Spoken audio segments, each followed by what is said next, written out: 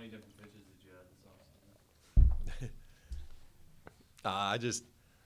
I kind of, at the end of last year, I added the cutter. Kind of. I think I threw like 30 of them throughout the whole year. So, and it would cut sometimes it wouldn't cut. So really, I just dialed that in. I got it to actually cut now. So, I guess it's a new pitch, kind of, but it's just moving different. So I guess it's kind of new. But added that, made some tweaks to the big sweeper. Got a little more comfortable with the curveball. So just some minor stuff, but hopefully it'll help tidy some things up and help me be more comfortable with throwing the cutter or throwing different pitches to certain guys. When you go and you're not necessarily implementing a pitch, but when you add a pitch, do you call Woody and Trent? Do you call Cal and ask permission? How does that work? 'Cause I'm sure he probably has his thoughts anytime you want to add a pitch as well. No, yeah, I talked to Cal, but not. He kind of just asked what I'm working on. Pretty much every bullpen I would throw on with the TrackMan, and I would send that to Trent. He usually would answer like at 2 a.m., so I'm not sure what his off-season schedule was, but I wouldn't hear nothing all day, and then about 2 or 3 in the morning, I'd see Trent pop up on my phone. So, but yeah, I get a lot of feedback from the TrackMan, and it's super helpful in the off season when I'm messing with shapes and stuff. So I'd shoot it over to him and make sure it looks good. It just seems like you've always tried to stay ahead, find new ways to attack hitters. Just where did that motivation come from? I mean, obviously when you came up, you had the big heater and everything, but like, does this go back even further to the days at Texas A&M, or even maybe even? Not really. Really, once I got to pro ball,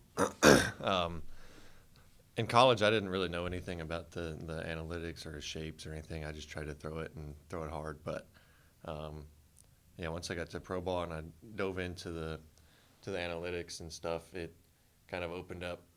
Like, I've always felt like I can see a shape and find a way to get to it. I just sometimes like I need Trent to tell me like this is an optimal shape that I need to be searching for, and I'll usually find a way to get to it relatively quick. So I don't really know how I always do that, but it's just something I've been able to kind of naturally do, and it's a lot of fun because I can look at like in game. I can watch guys throw, and if it's a guy that's killing us with a slider or something, then like I'll look at his numbers and be like, oh, I can do that. Like it doesn't always work the same. There's a lot of other stuff that I've figured out goes behind the scenes, like the angles of the heater compared to the angles of the slider that kind of help with swing and miss and success with a certain pitch, but just chasing a certain shape, I've been able to do pretty naturally. Bryce, like, is that the biggest thing? It's not a catcher verifying that it's a good pitch. You can look at the numbers, you can look at the spin, angle, the movement, compare it to others and say, okay, this is a real pitch, not just you're relying on a guy behind the plate saying, no, that's a good pitch or not. Yeah, I think it's, you can look at certain guys throughout the league that have one really good pitch and try to chase that shape, assuming they throw similar to you. But yeah, it helps if Cal tells me it's good, but it's more of like if I find a guy that throws like me and has a really good pitch, if I get to that shape and I throw it in game and I see success, then that's exciting. That's the validation I'm looking for. Just the in-game success and searching for a certain shape. But kind of like the cutter, I was throwing some this off season that like I don't even know if I could find a comp to, and so I'm like, all right, that's if that's moving more than what I'm able to find, then it should be pretty good. But then I'll throw one that doesn't move as much, and it's like, all right, that wasn't as good. But either way, the catcher would be like, yeah, it was good. That's a good pitch. It's going to work. But you don't really truly know until you throw it in game and throw it to a big league hitter. That's the one thing too, like the beauty now, especially now you have the TV screens up there, whatever. You have instant feedback. Like it felt good, the numbers are good, then you just try and replicate that feeling of throwing it, right? Yeah. Yeah, and then there's also the, you can't only focus on shape. You got to locate. It's a two-part deal.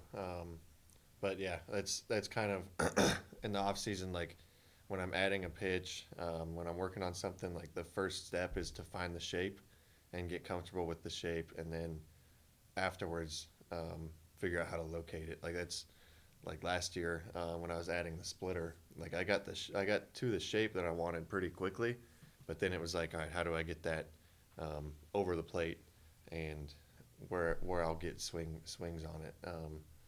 That was something that I struggled with early last season or spring training, was whenever I had a lefty in the box throwing the splitter, like I had so much room arm side to where like it's a 0-2 splitter and I'd throw it outer half and it would end up, 3 or 4 balls off and they wouldn't swing. So once you get the action you're looking for, then I try to focus on location and kind of stop worrying about the action as much and try to locate it. Bryce, I know you guys didn't get into the postseason like you wanted, but just how much confidence did you individually have as a pitcher the way you finished the season going on a high note? Yeah, no, it was big for me. I think the second half of last season, like I just put everything together, and that's ending the season like that is big going into the off season, and just kind of gave me something to build on. And like I think the way the second half of the year went really well, and I still have a lot of things that I can get better at. So it's exciting, and I'm ready to go for this year. But yeah, hopefully it's 2 years in a row, 1 game short. So we don't have a good taste in our mouths. So hopefully we can come out firing early and not have to put together an incredible run the last month just to get in. It's something that I kind of want to. I've talked to Dan about it. Like every game matters. It's after 2 seasons in a row of being 162 games and being 1 game short. Like it's easy to say we should have won that game the last week of the year, but all those games matter. All the way back to the game number 1. So just trying to. It's a long season, but trying to have importance and value in every game, so that we don't have to go out and be 20-7 or whatever the last month to get in. How crushing is that though? I mean, like the season is so long, and like you're grinding, and then to come up the game short. It's not like where you're out of it by August. You're fighting, and then you put in all that time. It's got to be just infuriating almost. Yeah, for sure. It's crazy when you think about it. Like football, they have 17 games, basketball 80 something, and we play 162, not including spring training and whatever, but 162 that count, and it's 2 in a row where we get 1 game short, and it's like there's a lot of games just last year that we felt like we should have won, and you get into the clubhouse and you're like, we let that game slip away, whether it be for different reasons. So that's, like I said, that's something I talked to Dan about, just finding a way to be present, go day by day, but like every game matters. It's something that it's hard to, when you're you're on game 30 and you're like, we lost today, we got 132 more, like to kind of just brush it off and just move on. But like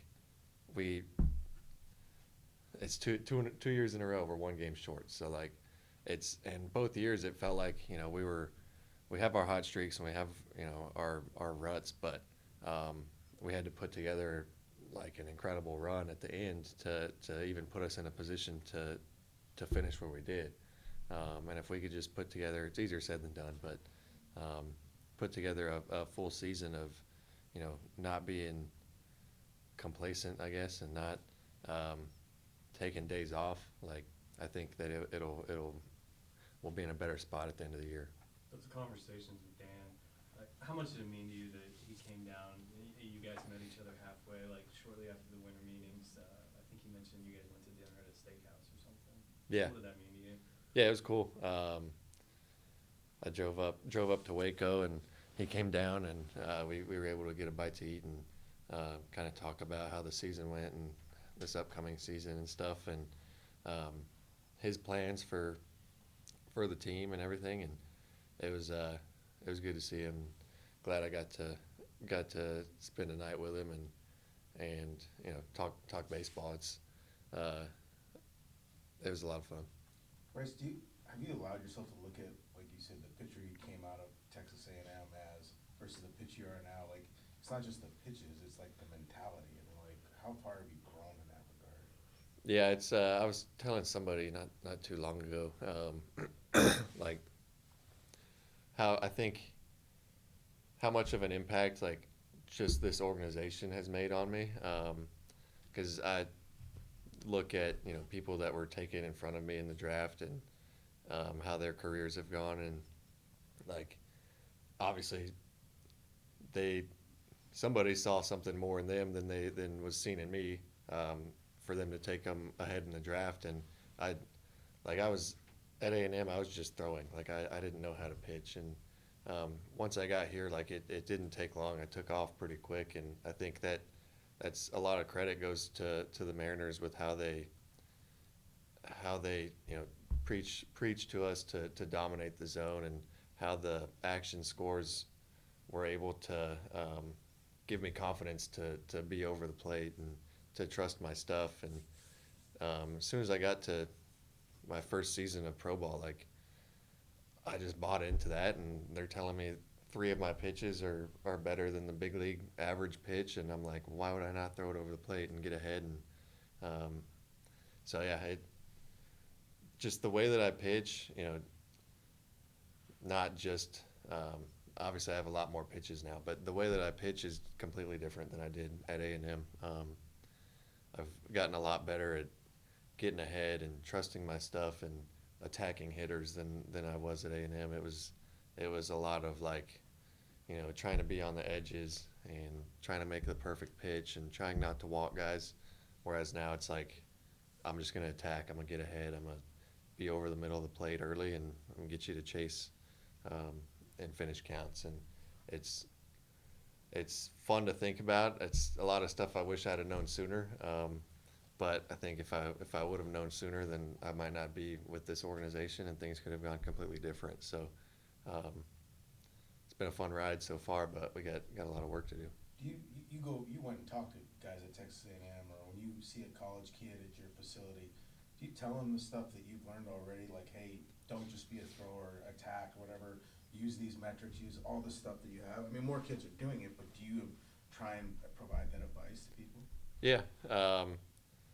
I had this offseason, I did a speech at the Texas High School Baseball Coaches Association Hall of Fame banquet. It's a long name, but yeah, I did it's supposed to be a 20-minute talk, and I ended up talking for 30 minutes about kind of just dominating the zone and the importance of winning your 0-0s and winning your 1-1s. And a lot of the coaches that were there took that information back and used it for their guys. But I think there's just a lot of ways that like the Mariners were able to put things that really open your eyes to like how much of an advantage it puts you in to be ahead in the count and to continuously put yourself in good counts. Like there's no reason to not, like there's no reason to nibble early. Like you need to get ahead, throw it at the middle of the plate if you have to. Like, and that combined with the action score stuff and like how they were telling me to trust my stuff. Like I took off whenever I bought into it. You're gonna be a pitching coach one day when your playing career's over. You're gonna be like teach all this stuff. Dude. I don't know. We'll see. Open your own facility or something instead. Yeah, I don't know. Depend how long I play and if I can buy a ranch or not. So. Bryce, how much did you follow the off-season trade buzz, and how happy are you that the team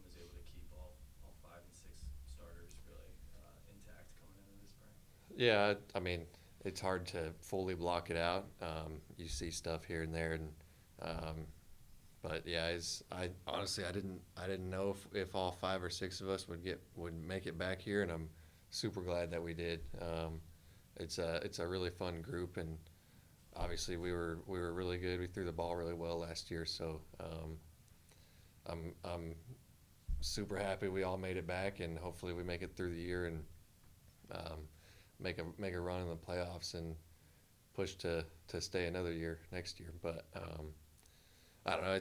I think a lot of the stuff that I see online, like I don't know if it's true or not, and if somebody's just trying to create a buzz that isn't there. So like every time I'd get on MLB Network or whatever, it'd say, "Oh, Mariners are trading Castillo."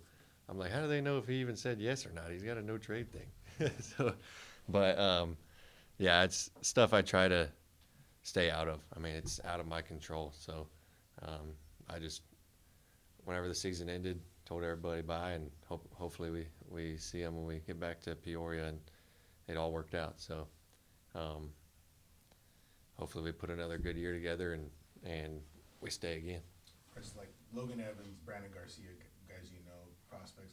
They're in their first big league camp. What advice would you give them if you talked to them about like how to do this? Because I remember it happened to you once. It's your first time, and a lot of guys go out there and try and throw it 1,000 miles an hour or whatever. What would you tell them when you talk to them? Yeah, I can kind of look at it like just the difference in like how I'm approaching this spring training compared to my first big league camp. Like the first time you're in camp, you feel like you need to be mid-season form. You might go out and get one inning, and like everything's riding on that one inning, but it's really not true. I mean, you got to just go out there and trust your stuff. The main thing is to get through camp healthy, and you don't want to push too early, just trying to make the team, and end up putting yourself on the shelf. So um, I I really enjoyed my first and second spring training, just because whenever I got to the big leagues, like it felt like I already knew everybody on the team, and that was I think the main benefit that I got from spring training. So like for them, I'd say just to mingle, talk to everybody, get to know everybody, and the big leagues is already hard enough, and you get there to a clubhouse and you feel like you don't know anybody or you don't belong, and it makes it even tougher. So just get acclimated with your future teammates, and have fun. Go out, and it's you're still warming up, you're still building up for the season. So don't think that you're at a showcase and you're trying to blow everything out. So that's what I'd say. Do you get interested watching some of these younger guys that you guys may need to rely on, like they had Grant yesterday, or some of these real young guys in camp you're watching and watch some fans get interested in that? Yeah, I try to watch some of them. I haven't really figured out everybody's schedule yet so far. So if I'm in the kitchen eating and I see someone out there, I'll walk out there. But yeah, it's always fun watching guys throw, especially with the TV up. I can see the metrics and stuff. And I know, like 2 years ago, at this time, was at the end of the gas camp or the shove camp. So I was feeling real good coming into camp. And I think a lot of them did the camp as well. So it's they're in good shape and throwing good, and hopefully they go out and throw well in camp and prove why they're here. Did you read the MLB.com story, the big deep dive into T-Mobile and how it affects hitters and pitchers? Did you read that at all? I mean, you guys kind of know, but did you look at it? I saw something showing like the stats of like the big time hitters that have come through and their home and road splits. I don't think I read the whole article. Mm-hmm. Is there a different mentality when you're at T-Mobile? I mean, you like pitching at home. I mean, like it is pitcher friendly, but is there a real different mindset, or is it still attack? Do you feel more freedom to attack even more when you're at T-Mobile and it's 40 degrees? I mean, I'm just overall I'm more comfortable throwing at home. It's a more familiar routine. Wake up in my own bed and come to the field, and everything's familiar. But I would say, like, if I'm comparing it to pitching in Cincinnati, like, obviously, like, I feel like I can throw fastballs up and, get away with it more often. Like, there's certain parks where, like, it's in the back of your head, like, all right, we can't give up too many fly balls today. Some of them are going to get out, but I wouldn't say, for the most part, like, I pitch the same everywhere I go. Um, no matter the lineup, I'm trying to attack to my strengths and get in good counts. It's I don't think there's any different mentality at home. It's just attack and get ahead, and we got some good guys behind us that'll run it down. So yeah, nothing's different for me at home. It's just overall it's more familiar and I'm more comfortable being there. But it is interesting. I would like to know, like, if what exactly it is. If it's because the batter's eye's a little tilted, I don't know how that would be an issue if it's all black, because I feel like you wouldn't see the tilt if you're looking at the ball. But I'm not a hitter, so I don't know. I But think it might be the cold air more than the yeah, batter's eye. but like they're saying like strikeouts are higher, so like it's got to be put in play for it to be the cold air, right? So I don't know, but I'm not complaining about it.